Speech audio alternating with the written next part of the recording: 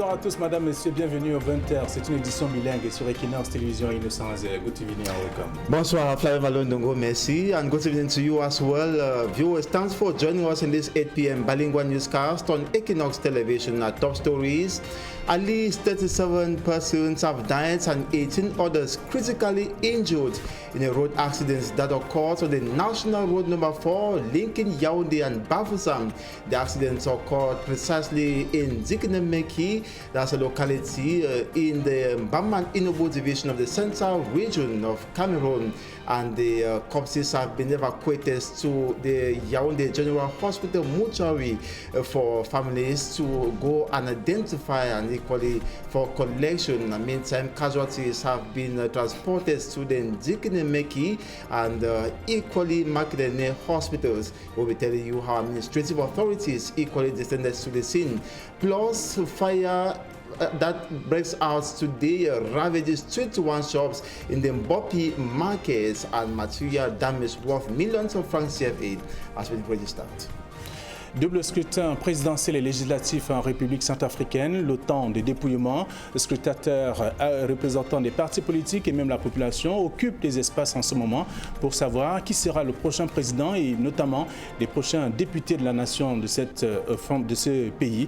Et nous parlerons de tout cela avec nos envoyés spéciaux qui seront donc au cœur de ce journal avec d'autres informations. Et nous parlerons également encore des morts sur nos axes routiers très tôt ce matin. Quelques morts, on parle pratiquement d'une trentaine de morts déjà enregistrés à la suite de cet accident survenu en Zikinemeki, c'est dans le Mbami Inobo. Des morts comptent également et aussi d'autres informations au cœur de cette édition du 20h bilingue sur Equinox Télévision. Madame, Monsieur, bonsoir. Bienvenue à tous.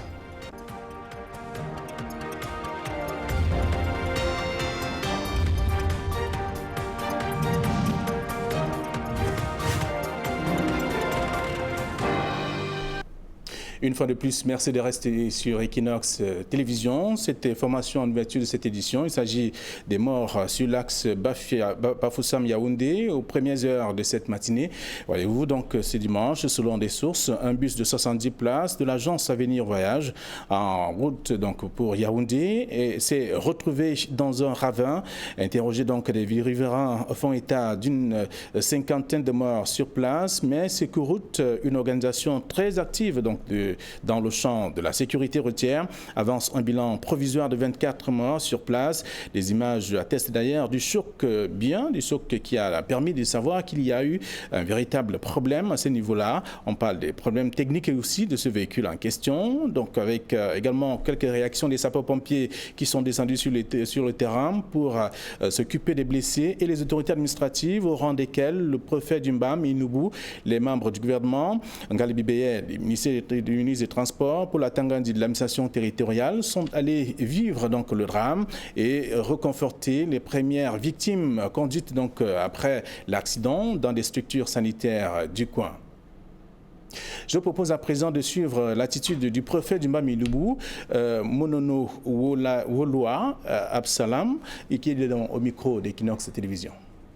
Nous venons d'enregistrer un accident regrettable sur la route nationale numéro 4, précisément dans l'arrondissement de Zikinemeki, où une bus d'Avenir Voyage s'est dérapée et se trouve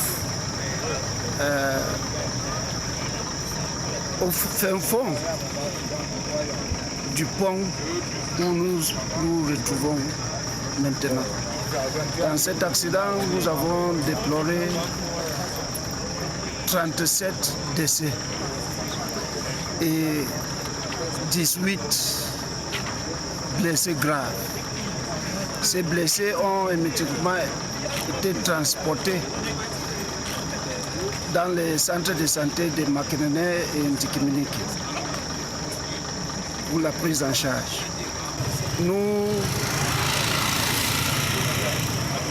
allons convoyer ces décès-là, ces corps-là à l'hôpital général, à la morgue de l'hôpital général de Yaoundé, où nous demandons aux membres des familles d'aller les identifier et pour toutes les autres mesures pour récupérer ces corps. Une fois de plus, nous utilisons cet malheureux incident pour demander à nos usagers de la route d'être prudents. Les responsables sont en train d'établir les causes exactes de cet accident. Monono Woloa Absalom est donc le préfet du Mbami Noubou. Donc, voyez-vous, il est revenu sur les circonstances de cet accident de la circulation. Mais aux dernières nouvelles, il est précisé qu'il s'agit de 20 hommes, 10 femmes, 3 bébés et 4 jeunes. Donc, comme autre bilan proposé par des sources aussi sur le terrain. Encore un autre accident, et cette fois à Mélon, c'est dans le département du Mungu, à l'entrée principale de la ville de Mélon. Au moins 2 personnes ont donc perdu la vie suite à une collision survenue entre un véhicule à usage personnel et un bus de transport en commun. Les témoins évoquent d'ailleurs le mauvais état de la route à cet endroit précisément où s'est déroulé donc l'incident. Donald Briskamgan et Cyril Ndjemba. Avant, la RAV4 n'est plus qu'un tas de ferraille. Le véhicule personnel a subi une crevaison d'une roue après avoir chuté dans ce trou au bon milieu de la chaussée à l'entrée de la ville de Mélon. Quelques manœuvres infructueuses, puis la collision avec un bus venant en face. Là, il balançait sur la route. C'est là où le gros porteur maintenant sortait en face de lui. Le gros porteur, voulant l'esquiver, il est venu entrer parce que lui n'avait plus de direction. Lui, il était en fallu et bon, il nageait sur la route. C'est comme ça que le gros porteur, en voulant l'esquiver, il y a le petit talus là, il a profité maintenant pour qu'il se retrouve aussi. Sinon, le gros porteur ne serait jamais tombé. Le véhicule personnel avait à son bord 4 passagers et roulant sens Douala Bafoussam. La chute dans un nid de poule et la crevaison aggravée par l'excès de vitesse du véhicule. Sur le coup, 2 occupants de la RAV4, dont le chauffeur, trouvent la mort sur place. Le chauffeur, 2 personnes. Le chauffeur et son confrère. Dans le bus de 70 places appartenant à l'agence de voyage Beko Express, 4 blessés. Les plus graves ont été évacués à l'hôpital régional de Konsama et à Ndjombe. Un drame de plus sur la route nationale numéro 5, dont l'état dégradé nourrit quotidiennement les inquiétudes des usagers. Du feu dans un marché en cette période de fête de fin d'année. C'est au marché Mbopi, ici même à Douala. 21 boutiques ont été ravagées par les flammes. Aux premières heures de ce 27 décembre 2020, les causes de cet autre incendie restent jusqu'ici inconnues. Jean-Paul Chugnat et Innocent Rebega nous en disaient plus. Des soldats du feu en action jusqu'en fin de matinée de ce 27 décembre pour étouffer les dernières flammes ardentes qui ravage depuis 3 heures du matin le marché Mbopi de Douala. Une fin d'année douloureuse pour plusieurs commerçants de cet espace de vente en gros, réputé le plus important de toute l'Afrique centrale. Les éléments du 20e groupement de sapeurs-pompiers de Douala-Ngodi ont mieux vécu la scène. Aux environs de 03h54, les secours ont été sollicités pour un feu ici au marché Mbopi. Et immédiatement, les secours sont rendus sur les lieux. Et à notre arrivée, ce sont des flammes qui s'échappaient de plusieurs boutiques. D'après le premier constat de ces soldats du feu, le bilan provisoire affiche 21 magasins consumés, laissant ça et là des tas de marchandises calcinées et presque irrécupérables. En plus de déployer tous nos moyens de lutte contre incendie de la ville de Douala, nous avons sollicité un engin d'incendie également du port autonome de Douala pour venir à bout de ces flammes. Et rendu à ce moment, le feu est maîtrisé. Réveillés en sursaut de leur sommeil, les propriétaires sont sans voix, plus que leurs yeux pour pleurer, devant l'ampleur des dégâts, évalués en pertes sèches, à près d'une centaine de millions de francs CFA. L'origine exacte de cet énième incendie reste inconnue. Cependant, de lourds soupçons penchent vers un court-circuit de trop, comme il en est de coutume dans ce marché, avec pour principale cause l'anarchie consacrée dans les installations électriques.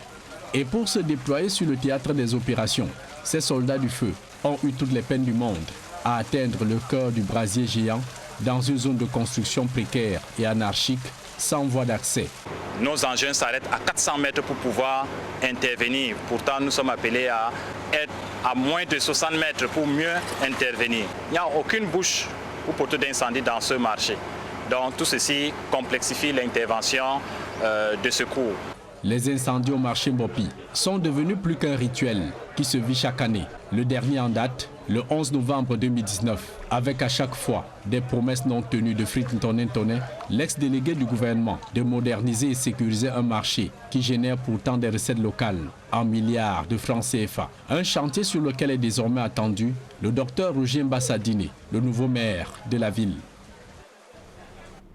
Nous allons à l'étranger, cette fois pour parler du double scrutin présidentiel et législatif en République centrafricaine avec le vote qui s'est achevé il y a environ 2 heures.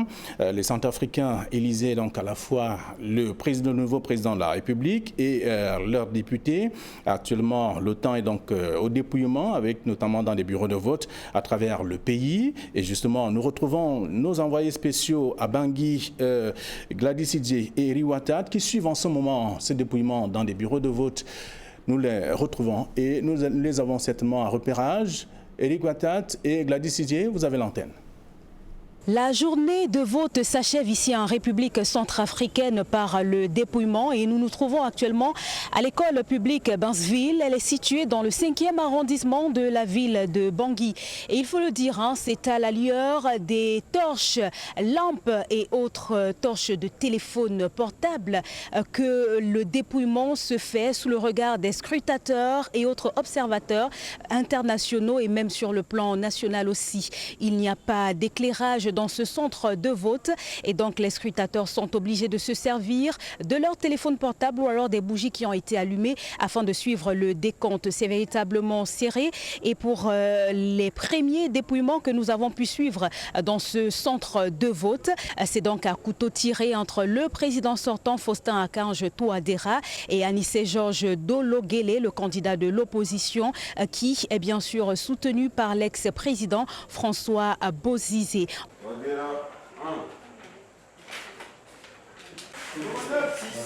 Numéro 6. 1. Numéro 1.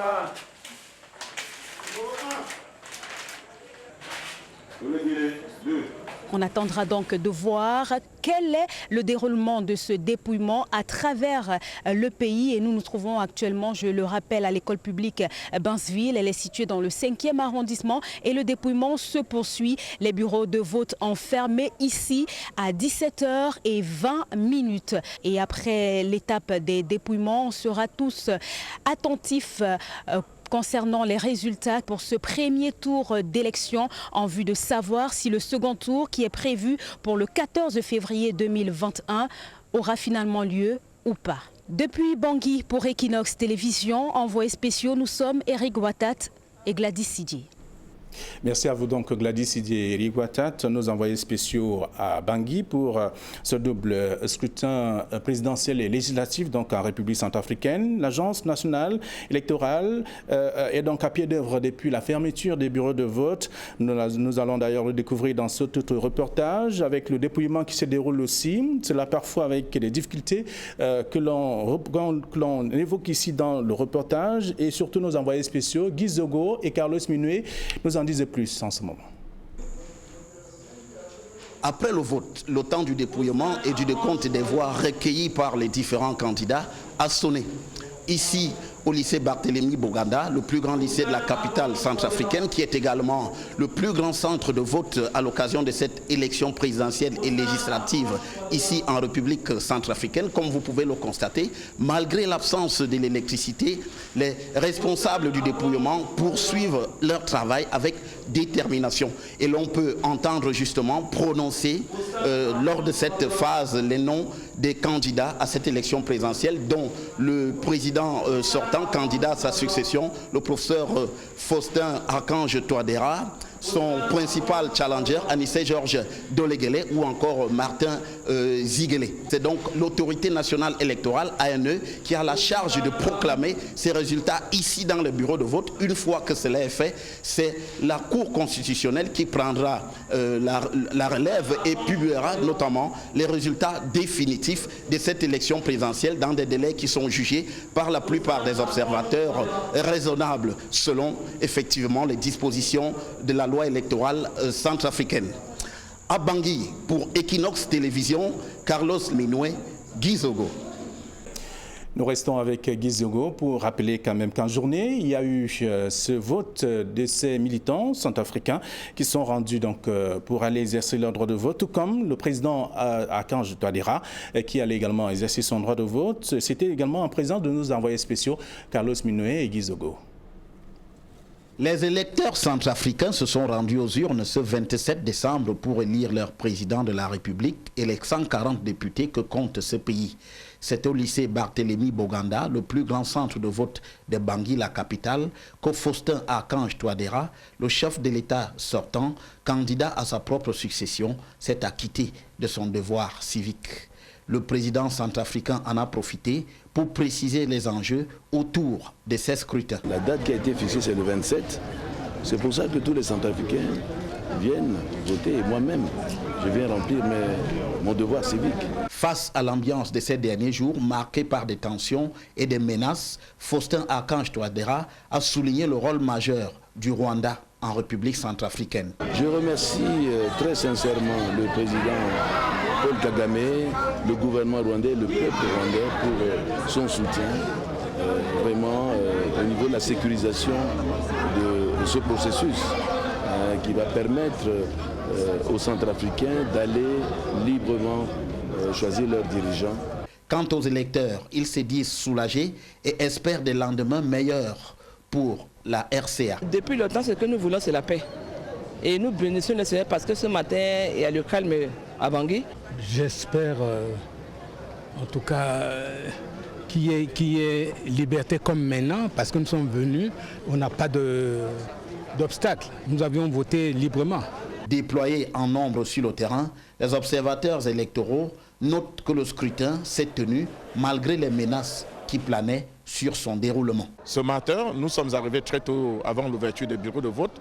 Ce qui nous a beaucoup marqué, c'est que les gens sont sortis nombreux. C'est vraiment étonnant parce que nous croyons que l'appel que certaines personnes ont lancé devait être suivi, mais ça a été le contraire.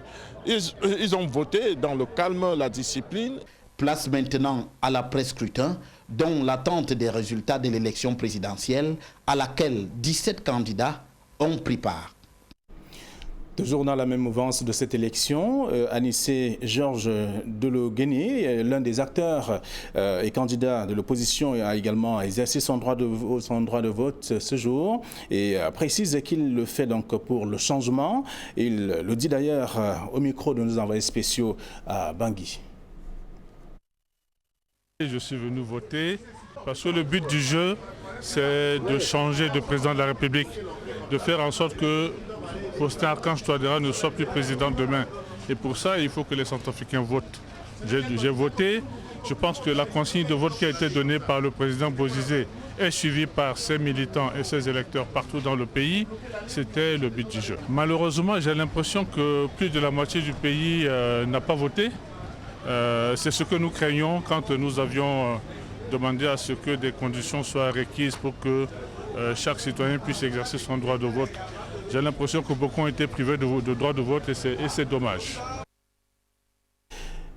L'ambassadrice des États-Unis en République centrafricaine était également sur le terrain ce dimanche pour faire le tour des bureaux de vote, également afin de s'enquérir du déroulement de ce double scrutin. Et là, Lucie Tamlin est donc au micro de nos envoyés spéciaux à Bangui. Je vous propose de l'écouter. On est ici avec notre équipe, nous faisons l'observation des élections ici à Bangui. Bon, ce n'est pas vraiment une observation scientifique, c'est juste pour savoir si les conditions sont en place pour que les gens puissent aller voter dans la calme et la transparence.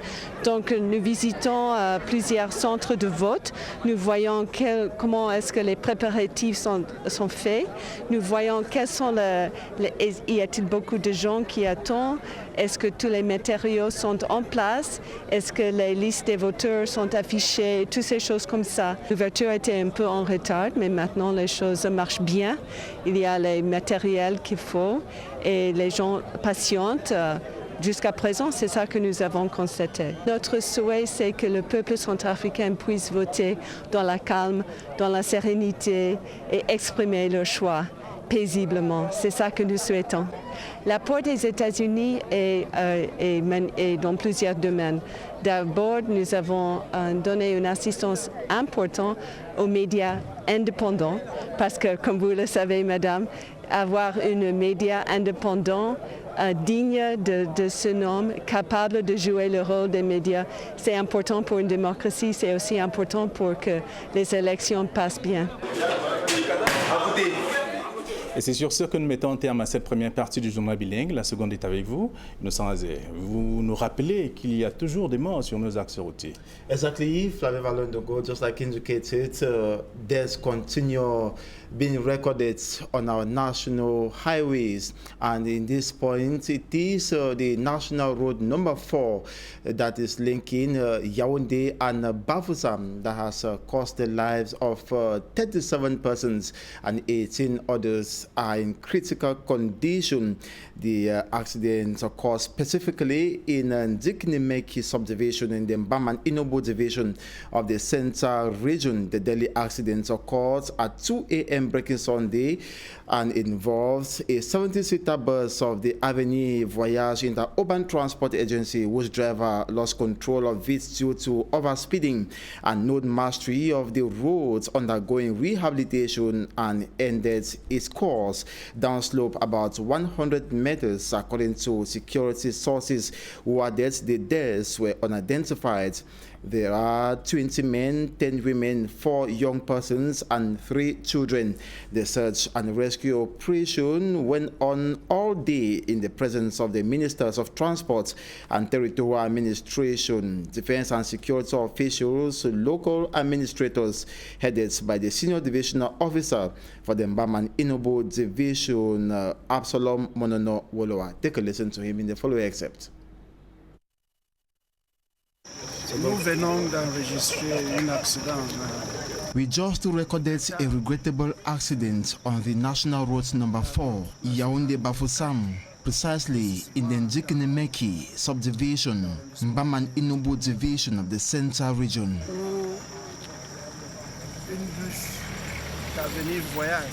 A 70-seater bus of the Avenue Voyage Inter-Urban Transport Agency went down this valley. Au fin fond du pont où nous retrouvons maintenant. 37 deaths have been recorded 37 décès. And 18 passengers seriously injured. 18 blessés graves. The casualties have been transported urgently to the Ndjikinemeki and Makenene hospitals. Dans les centres de santé de Makenene et Ndjikinemeki. The corpses will be evacuated to the Yaoundé General Hospital mortuary, where family members are expected to go for identification and collection. Nous demandons aux membres de la famille d'aller les identifier et pour toutes les autres mesures pour récupérer ces corps.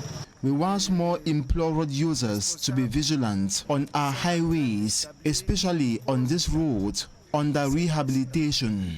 Mais nous demandons à nos usagers de cette route qui est en réhabilitation d'être prudents sur cette route. On to another accident, 2 occupants of a RAV4 Jeep vehicle have lost their lives in a road accident early Sunday at the gateway into Melong.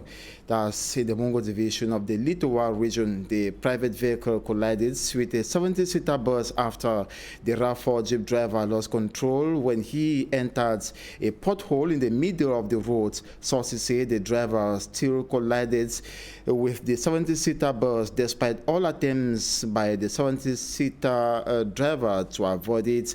The RAV4 Jeep had 4 occupants on board and was heading to Bafoussam from Douala.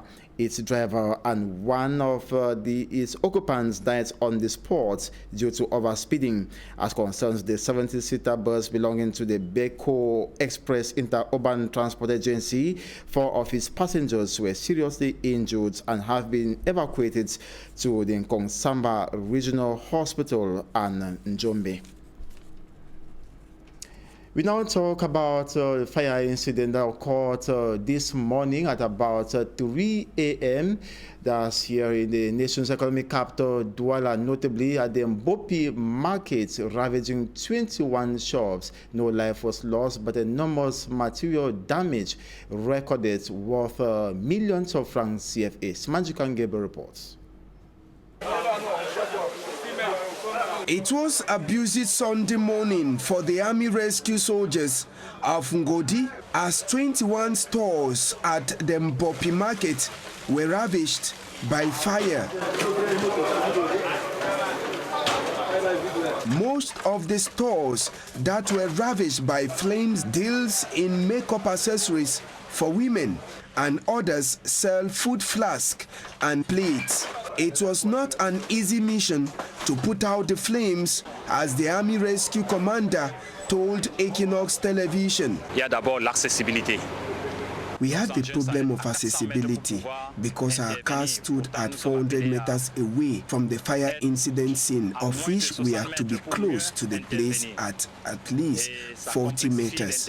Another difficulty is that there was no water point in the market to refill our cars. The market doesn't have any. We also observed that the authorities in the market don't have in mind the fight against any fire incident, but their priority is on the fight against criminality. Pour cette direction, c'est la sécurité contre l'intrusion, c'est-à-dire contre les voleurs. Vous allez voir partout ces affichés-là.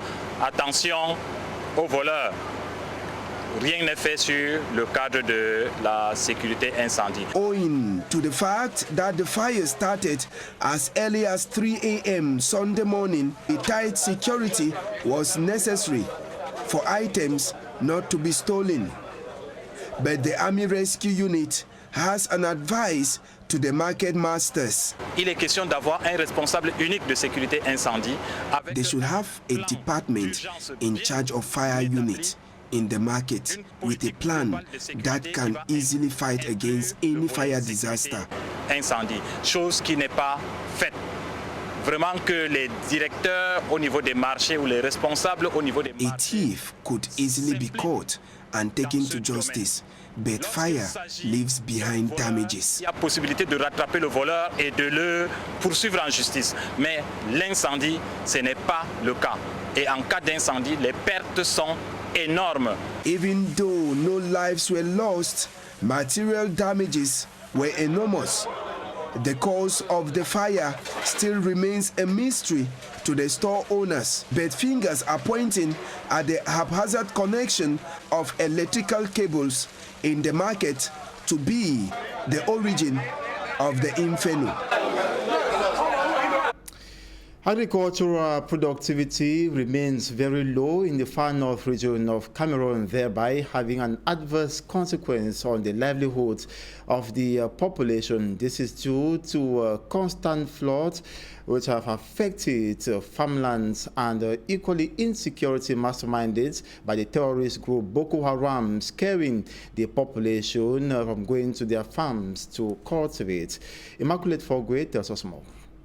The agricultural sector in the far north region has been greatly affected due to the heavy floods witnessed in the area, causing enormous material and financial damages. This year's harvest was really poor. The heavy floods affected our crops. The presence of some insects equally crippled our sector. Added to the problem of floods, insecurity is another threat. The activities of the Boko Haram terrorist sect has forced many farmers to abandon their farmlands and seek refuge in safer areas. Despite these challenges faced by farmers, many of them were able to brave the odds by participating in a mini agro-pastoral fair with a little harvest they made. Nous saluons leur résilience. I salute the resilience of these farmers. It has not been easy for them this year. The activities of the Boko Haram terrorist sect has fragilized their sector. Before, we used to distribute rice, maize, millet and other items to neighboring countries like Nigeria and Sudan. But this time around, things are hard. In order to revamp the agricultural sector, the Ministry of Agriculture decided to support the sector with a sum of 33 billion CFA francs. Minader will continue to support farmers. 2 weeks ago, we launched a project. It will go a long way to help these farmers. At the end of the mini agro-pastoral fair, some farmers who exhibited the best farm produce were awarded prizes. Traveling from Bachenga to Ntui, that is in the central region of Cameroon, despite the fact that their neighboring localities had not been a rosy task, and lack of good roads and bridge over the Sanaga River makes it difficult for persons and goods to circulate. And today, the population of these two subdivisions can now smile thanks to prompt reaction of the government, who ensured construction of a road and equally a bridge over the Sanaga River that now allows for people and goods to circulate flexibly. Fomi Armstrong Sanda reports. Less than 20 kilometers is the distance that separates Bachenga from Tui, but traveling between the subdivisions required the time for a journey of several miles. Not only was the horrible state of the road a major difficulty to travelers, users had to face the challenges of crossing over the river Sanaga using the ferry, which constantly had mechanical problems. Il y avait des journées, vous arrivez là, vous trouvez que le bac est de l'autre côté, vous attendez là pendant 1 heure ou 2 heures de temps. Users say they had to spend hours waiting for the ferry on one side of the river Sanaga. Et au retour, on nous dit que le bac est en panne. On était obligé de garer et emprunter la pirogue. Je vous assure, j'ai fait des prières avant de monter. All that is, however, now history with the inauguration of a 400 meters bridge linking Tui and Bachenga over the river Sanaga and the complete tarring of the 21-kilometer stretch of road between the two administrative units. The tarred 21-kilometer stretch is also part of National Route number 15 from Bachanga, Ntui, Yoko to Lena. Depuis que la route passe, les populations sont soulagées. Les mouvements. Mayor Anatole Sugar of Bachanga says businesses have taken a positive turn in Bachenga since the completion of the tarring process. Crossing over the bridge with his entourage, the Minister of Public Works in Cameroon, Emmanuel Gano Jomesi, assessed the quality of work done and said he was satisfied and impressed by the performance of the construction company.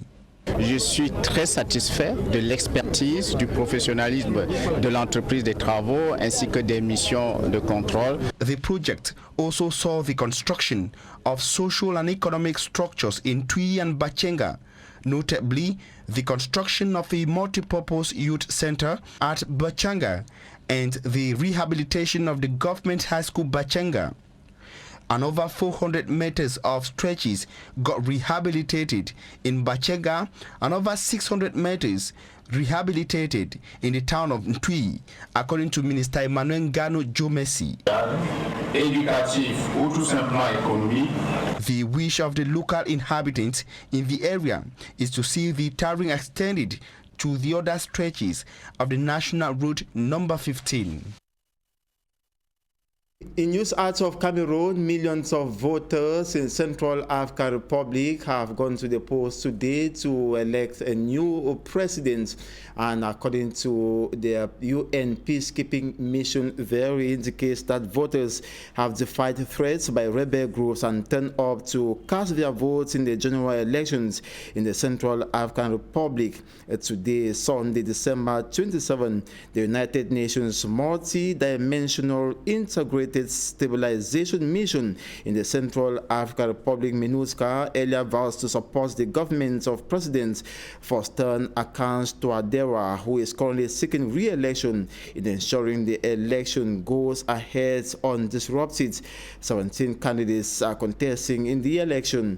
In Brea Town, there were gunshots near all vote centers by armed groups who were shooting in the air with the intention of causing panic to the populace population.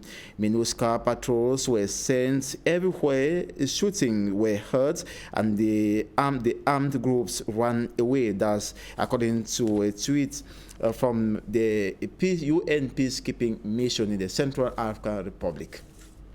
And also note that counting of the results are ongoing. That's it for this 8 p.m. bilingual newscast on Equinox Television. Thanks so much for watching. Do have a splendid evening. Flavia Lodogo, bonne soirée à vous aussi. Bonne soirée également à nos chers téléspectateurs. Demain 7h, la première session d'information sur Equinox Télévision. Nous vous souhaitons de passer des moments agréables sur Equinox.